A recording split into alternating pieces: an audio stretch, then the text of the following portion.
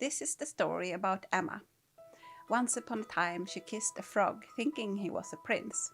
It turns out he was just a very convincing frog, with opinions about dinners, back rubs, and about singing and laughing. Emma was a young woman who believed in love, but every time she gave more, he croaked louder. She cooked the meals, she cleaned the house, she rubbed his back, retouched his family photos, and walked on eggshells through his moods. The problem was, this wasn't a castle, and she wasn't a queen. She was Cinderella, housekeeper edition, minus the fairy godmother. That's funny, I don't remember this scene from The Beauty and the Beast. And the prince? He was a tyrant with a temper and a deep resentment toward reality. Emma wanted to believe in the love she once saw in him, but the truth flickered like a faulty light bulb, one moment dazzling, the next disturbing. So Emma did something brave. She left, and she started this channel to help other women who had loved false frog princes. She poured everything she'd learned from 21 years of toxic love into a book, so others wouldn't have to wander so far in the dark. This is a story about Emma, but it is also a story about Josephine and Anna and Alexandra. It's a story about you. Let's look inside case file number 9. When you have stopped fighting for a hopeless love, another battle begins. Who are you now? What do you like? Where should you live? What are your goals? How do you dress when no one's judging? What do you do with spare time that used to be consumed by crisis control? And there's something else you may not expect: exhaustion. This is normal. That relationship flooded your system with stress hormones. Your body never fully rested.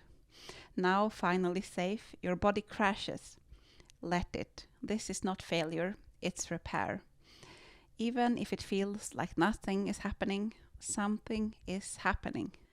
The seed sprouts roots before the first leaf breaks the soil. This is your time to rest, restore, and begin again. And what are you nourishing? Your inner being, your dreams, the wisdom that comes from loving, losing, struggling, and choosing yourself. Let's look at what happened.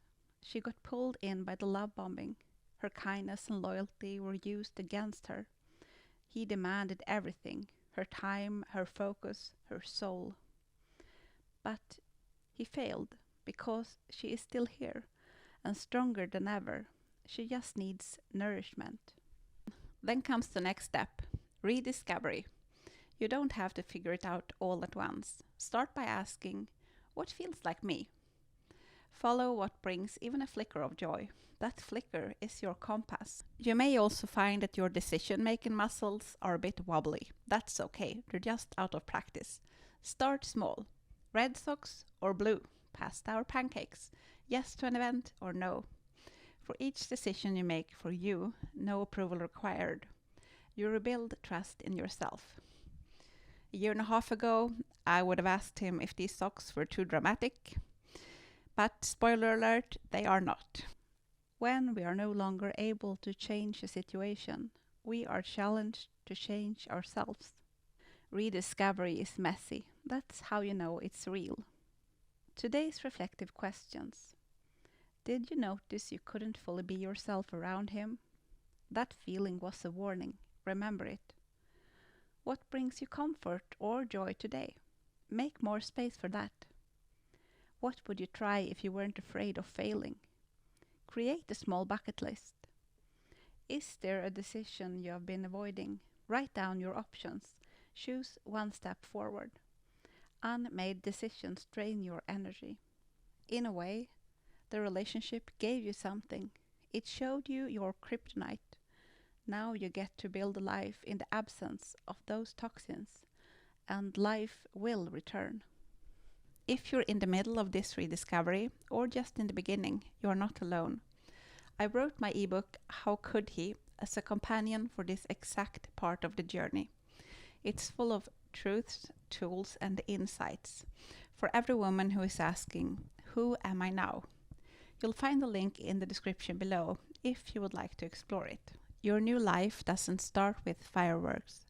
It starts with small moments: joy, rest, decisions, smiles, peace. Step by step, you are becoming stronger, freer, and more joyful than you could have imagined.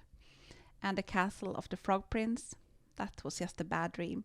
You are living your story now, and it will be amazing. I'm Emma, holding up a light over the bridge. Remember, there is always a way out. There is always a way forward. Please be safe, take care, and have a great day.